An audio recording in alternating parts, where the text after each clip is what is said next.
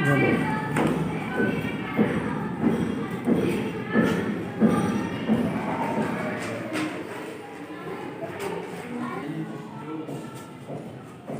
student, today I will teach you verb. Verb means क्रिया. Verb means क्रिया. Definition इसकी देखिए आप लोग. Verb is a word that denotes the action, state or possession. Action क्या चीज है? कार्य. जो कार्य हम लोग करते हैं, पढ़ना, खेलना, हंसना, गो, प्ले, रन, स्लीप, इत्यादि. स्टेट यानी स्थिति है, कहाँ है, कैसे है, वो स्थिति को व्यक्त करता है. जैसे इज, आर, एम, वाज, वर, ये सभी क्या करते हैं? उसके स्टेट को या पोजीशन को एक्सप्रेस करते हैं. पोजीशन क्या चीज है? पोजीशन मींस अधिकार. तो पोजीशन वर्ब क्या चीज है? जैसे हैज, हैव, हैड. मेरे पास एक पेन है, I have a pen. You have a dog, ठीक है. They have a sweet cat. तो लाइक दिस, ये सभी चीजें क्या होती हैं? वो पोजीशन को जो है रिफर करती हैं. पोजीशन को दिखाती है, अधिकार को व्यक्त करती हैं. तो इस प्रकार से बच्चों, यहाँ पर जो भी आप एग्जांपल्स देख रहे हैं, is, am, are, was, were, has, have, had, will, shall, should, can, make, might, must, ought, dare, need, play, go, run, sleep, ये सभी क्या है? आपके वर्ब हैं. इनका हम किस प्रकार से उपयोग करते हैं, किस प्रकार से इनका यूज करते हैं, हम यहाँ पर देख सकते हैं एग्जाम्पल के तौर पर. Here he is a player. He is a player. तो यहाँ पर बच्चों आप देखिए, आप देख सकते हैं यहाँ पर इज का यूज हुआ. इज क्या है? एक वर्ब है.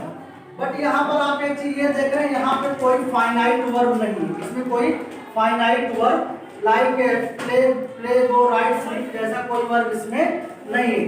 तो जब वहां पर कोई प्ले, गो, राइट, स्लीप जैसा कोई वर्ब नहीं है, और यहाँ पर आप देख रहे हैं ये सब्जेक्ट है, और सब्जेक्ट को यहाँ पर ऑब्जेक्ट से जोड़ने का काम ये कर रहा है इज. तो यहाँ पर इज को क्या कंसीडर किया जाएगा? यहाँ पर इसको लिंकिंग वर्ब कंसीडर किया जाएगा. क्या किया जाएगा? Linking verb. ठीक है. लिंकिंग वर्ब बच्चों कोई अलग सा कोई वर्ब नहीं होता है. कोई अलग सा वर्ब नहीं होता है कि हम उसको अलग से यहाँ पे रखेंगे. वही इसमें जो ऑक्सिलरी वर्ब में आप इज, एम, आर, वाज, वर जो आप देखते हैं, वही सेंटेंस में क्या काम करने लगता है? लिंकिंग वर्ब का काम करता है.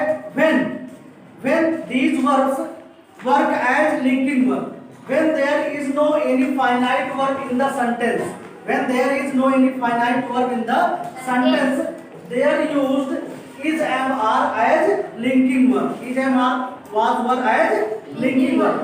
Have you got it? Yes sir.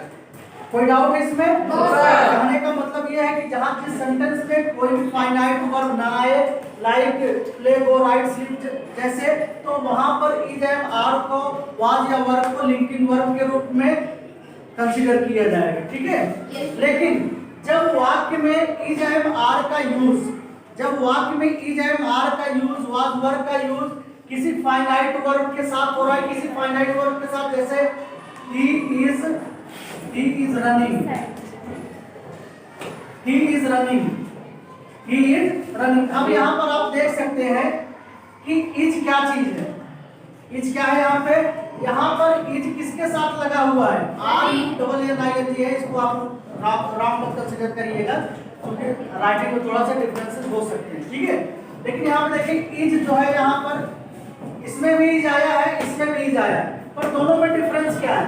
यहाँ पर आप देख सकते हैं कि सब्जेक्ट के साथ यहाँ पर ऑब्जेक्ट लगा हुआ है, इसमें कोई फाइनाइट वर्ब नहीं है, और यहाँ पर इज को हम लिंकिंग वर्ब के रूप में कंसीडर कर रहे हैं. किसके रूप में कंसीडर कर रहे हैं? लिंकिंग वर्ब के रूप में कंसीडर कर रहे हैं. लेकिन here in this sentence is used with a finite verb running. तो रनिंग क्या है बच्चों? आपका रनिंग भी एक वर्ब है. रनिंग भी क्या है? एक वर्ब है, जो कि फाइनाइट वर्ब को रिफर करता है. यहाँ पे जैसा कि मैंने आपको दिखाया है, जो फाइनाइट वर्ब यानी मेन वर्ब होते हैं, गो, प्ले, राइट, स्लीप, जंप, यानी हिंदी शब्द के अंत में ना शब्द का उच्चारण हो तो उसको क्या कहा जाता है? वर्ब कहा जाता है, यानी क्रिया कहा जाता है. इस तरह से आप क्रिया की पहचान हिंदी में कर सकते हैं.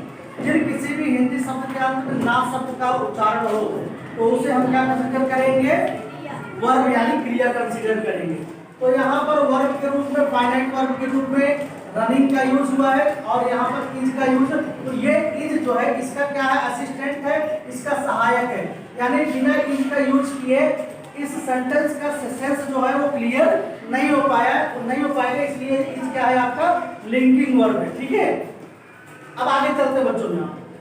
You have a car, you have a car, आपके पास एक कार है, यानी इसका मतलब यह है कि आपके किसी पोजीशन को यहाँ पर शो किया गया, किसी अधिकार को, यानी आपका अधिकार किस चीज पर, एक कार पर। तो एक जो कार यहाँ पर आकार दिया गया बच्चों, आकार जो है ये पॉजेस कर रहा है किसके लिए, ये किसका पोजीशन है, यू का। यू एक सब्जेक्ट है और यू का पोजीशन क्या है, यू का अधिकार क्या है, एक कार का। तो यहाँ पर हैव का यूज किसके लिए हुआ बच्चों, यहाँ पर पोजीशन वर्ब के रूप में हुआ है। किसके रूप में हुआ है, पोजीशन के रूप में हुआ है। Now you pay attention on board what I am telling you about attentively if you want to get as knowledge, okay? And I think you will get everything, every aspect that you are going to get here as knowledge, okay? और आपको कोई confusion नहीं रहने वाला है अगर आप लोग अच्छे से यहाँ पर ध्यान दे रहे हैं तो यहाँ पर आपने एक्शन को देखा, एक्शन यानी कार्य। एक्शन मीन्स क्या होता है, कार्य।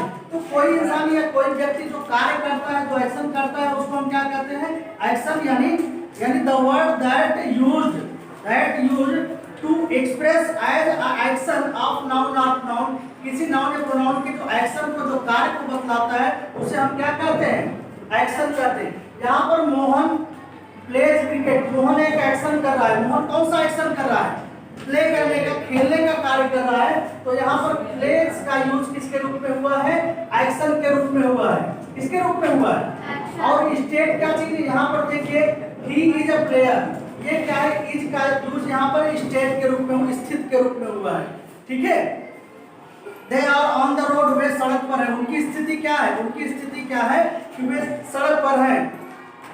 दे आर फीलिंग बेटर या फीलिंग बेटर। अब यहाँ पर फीलिंग शब्द का यूज हो रहा है, तो फीलिंग क्या फाइनाइट वर्ब में कंसीडर किया जाएगा, और वहां पर आर शब्द का यूज, आर जो है शब्द वहां पे किसके रूप में आएगा, असिस्टेंट के रूप में, हेल्पिंग वर्ब के रूप में आएगा।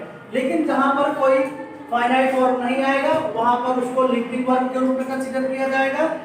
ठीक है, और वो क्या चीज रिप्रेजेंट करेगा, स्टेट को रिप्रेजेंट करेगा। ठीक है, इसमें कोई डाउट आपके, एक्शन को लेकर के, स्टेट को लेकर या पोजीशन को लेकर कोई डाउट हो तो बताइए। ठीक है, तो आगे चलते हैं। यहाँ पर देखिए बच्चों, they should go to market, they should go to market. Dear student, यहाँ पर शुड भी एक वर्ब है। शुड क्या है, एक वर्ब है, लेकिन ये किस प्रकार का वर्ब है। मैंने यहाँ वर्ब को आपको यहाँ पे डिफाइन किया है कि वर्ब अगर हम अकॉर्डिंग टू सेंटेंस की बात करें, verb according to sentence, sentence के अकॉर्डिंग अगर हम वर्ब को कंसीडर करेंगे तो there are two types of verb, there are two types of verb. एक होता है आपका ट्रांजिटिव वर्ब, कौन सा वर्ब, ट्रांजिटिव वर्ब, और दूसरा होता है आपका बच्चों intransitive verb.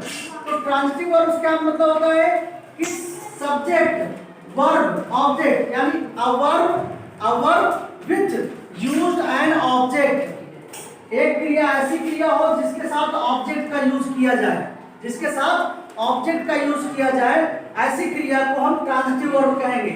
It means a verb which used an object, एक ऐसी क्रिया जिसके साथ ऑब्जेक्ट का यूज हो तो उसे क्या कंसीडर किया जाएगा, ट्रांजिटिव वर्ब कंसीडर किया जाएगा।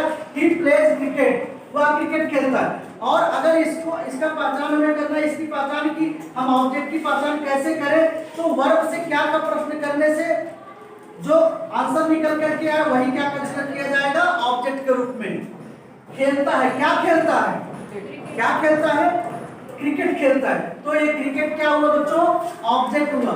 ऑब्जेक्ट भी दो प्रकार के होते हैं, लेकिन हम इसको आप बाद में आप लोगों को डिफाइन करेंगे कि there are two types of object, direct object and indirect object. Direct object and indirect object, ये दो प्रकार के ऑब्जेक्ट होते हैं। चलिए इंट्रांजिटिव वर्ब की हम बात करेंगे। ही गोज, वह जाता है। बच्चों आप यहाँ पे देख सकते हैं कि यहाँ पर कोई ऑब्जेक्ट नहीं यूज हुआ है, कोई भी ऑब्जेक्ट यहाँ पर नहीं लगा हुआ है, यानी वर्ब तो है लेकिन इसमें कोई ऑब्जेक्ट नहीं, इसलिए इसको इंट्रांजिटिव इंट्रांजिटिव की जो मीनिंग होती है अकर्मक क्रिया, यानी एक ऐसी क्रिया जिसमें कर्म न हो, जिसमें कर्म न हो। तो यानी अवर विदाउट एनी ऑब्जेक्ट, अवर विदाउट एनी ऑब्जेक्ट, एक ऐसी क्रिया जिसमें कोई ऑब्जेक्ट ना हो। तो इस प्रकार से कभी कभी क्या आता है, जैसे he goes to market, अगर यहाँ मार्केट लगा दिए तो अब आप ये मत समझिए कि यहाँ मार्केट जो आ गया तो मार्केट ये आपका ऑब्जेक्ट है। बच्चों मार्केट ऑब्जेक्ट नहीं है, ये इंट्रांजिटिव कॉम्प्लीमेंट है, और कॉम्प्लीमेंट का जो काम होता है वह किसी सेंटेंस को कंप्लीट करने के लिए यूज होता है। किसी सेंटेंस को कंप्लीट करने के लिए जो वर्ड यूज करते हैं उसको हम कॉम्प्लीमेंट बोलते हैं, बट ये आपका कोई ऑब्जेक्ट नहीं है, ये कोई ऑब्जेक्ट, मार्केट, आगरा, ये सभी जो प्लेस हैं जिनको मतलब हम ऐड करें क्या करने के लिए, टू कंप्लीट इट्स सेंस, इसके सेंस को कंप्लीट करने के लिए, but it will not be considered as object. Okay, it will be intransitive complement, intransitive complement. इसीलिए जब आप पैसिव वॉइस बनाते हो तो जो he goes to market, he goes to Delhi, तो दिल्ली या मार्केट को कभी भी उसको पैसिव वॉइस में कन्वर्ट नहीं किया जा सकता। क्यों नहीं कन्वर्ट किया जा सकता? क्योंकि पैसिव वॉइस में, पैसिव वॉइस कोई वाक्य तभी बनेगा जब एक्टिव वॉइस में उसके ऑब्जेक्ट रहेगा। अगर ऑब्जेक्ट नहीं है तो उसका पैसिव वॉइस नहीं बनेगा। और यहाँ he goes to market है तो इसका पैसिव वॉइस बिल्कुल नहीं बनेगा। क्यों नहीं बनेगा? क्योंकि ये आपका मार्केट इंट्रांजिटिव कॉम्प्लीमेंट है, ना कि ऑब्जेक्ट है। इस बात को अच्छे से आप लोग समझिएगा। नेक्स्ट चीज बच्चों, अब यहाँ पर आप देख रहे हैं मोहन प्लेज क्रिकेट, यहाँ पर प्लेज क्या है आपका, ये फाइनाइट वर्ब है। तो प्लेज आप देख रहे हैं जो कि जो टेंस आप यूज करते हैं, present tense, past tense, future tense, ऐसे में जो भी वर्ब आते हैं वो ज्यादातर जो है आपके फाइनाइट वर्ब में कंसीडर किए जाएंगे। और ये शुड की बात मैं कर रहा था बच्चों, शुड क्या चीज है? शुड मॉडल ऑक्सिलरी वर्ब है। शुड क्या चीज है? Model auxiliary verb. तो बच्चों यहाँ पर वर्ब आप देख रहे हैं, अभी तक हम बात कर रहे थे अकॉर्डिंग टू सेंटेंस, तो ये बात आप उम्मीद है कि आप लोग समझ में आया होगा। अब हम बात कर रहे हैं कि वर्ब को मुख्य रूप से कितने भागों में डिफाइन कर सकते हैं। एक तो ऑक्सिलरी वर्ब और दूसरा बच्चों, दूसरा आपका लिंकिंग वर्ब और तीसरा फाइनाइट वर्ब के रूप में। अब हम डिफाइन करने चल रहे हैं ऑक्सिलरी वर्ब को। ऑक्सिलरी वर्ब बच्चों दो प्रकार के होते हैं। कितने प्रकार के ऑक्सिलरी वर्ब होते हैं? दो प्रकार के ऑक्सिलरी वर्ब होते हैं। पहला तो हो गया बच्चों प्राइमरी ऑक्सिलरी वर्ब, दूसरा क्या हो गया आपका मॉडल ऑक्सिलरी वर्ब। पहला प्राइमरी ऑक्सिलरी वर्ब, दूसरा model auxiliary verb. Primary auxiliary verb बच्चों कितने होते हैं? 11। प्राइमरी ऑक्सिलरी वर्ब कितने होते हैं? 11। यहाँ पे आप काउंट कर सकते हो 1 2 3 4 5 6 7 8 9 10 11। ये कितने प्राइमरी ऑक्सिलरी वर्ब हैं? 11 प्राइमरी ऑक्सिलरी वर्ब है। और मॉडल ऑक्सिलरी वर्ब आपकी कितने हैं? 13। मॉडल ऑक्सिलरी वर्ब कितने होते हैं? 13। तो 13 मॉडल ऑक्सिलरी वर्ब होते हैं। इन दोनों को मिला करके, प्राइमरी ऑक्सिलरी और मॉडल ऑक्सिलरी वर्ब को मिला करके जो शब्द निकलता है उसको हम बोलते हैं मॉडल्स। क्या बोलते हैं? मॉडल्स। मॉडल्स, इनको मॉडल्स बोलते हैं। दोनों को अगर एक साथ में इंक्लूड कर लिए तो ये मॉडल्स कहलाते हैं। अब देखिए डिफरेंसेस क्या है इनमें, प्राइमरी ऑक्सिलरी वर्ब का क्या वर्क है और मॉडल ऑक्सिलरी वर्ब का क्या वर्क है। बच्चों primary auxiliary verb, primary auxiliary verb यानी it means with the primary auxiliary verb you can use any form of the verb. It may be first form, it may be second form, it may be third form, even it may be in the main verb ing form. Okay, main verb में ing form का भी use आप कर सकते हैं primary auxiliary verb के साथ।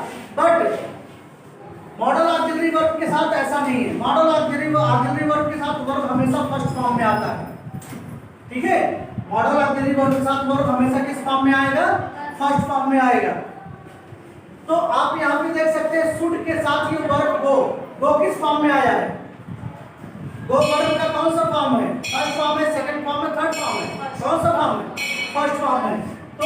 तो इट इज क्लियर कि when we are using modal auxiliary verb the verb must be in first form. The verb must be in first form. Okay, but here it is not compulsory for the primary auxiliary verb. Primary auxiliary verb के साथ किस verb किसी form में use हो सकता है। ठीक है बच्चों, तो उम्मीद है आप लोगों को ये समझ में आया होगा। आगे जो डिटेल जानने के लिए हम नेक्स्ट वीडियो जब बनाएंगे तो उसमें आप लोग और अच्छे से समझेंगे। ठीक है, I hope you have got it better. Any doubt?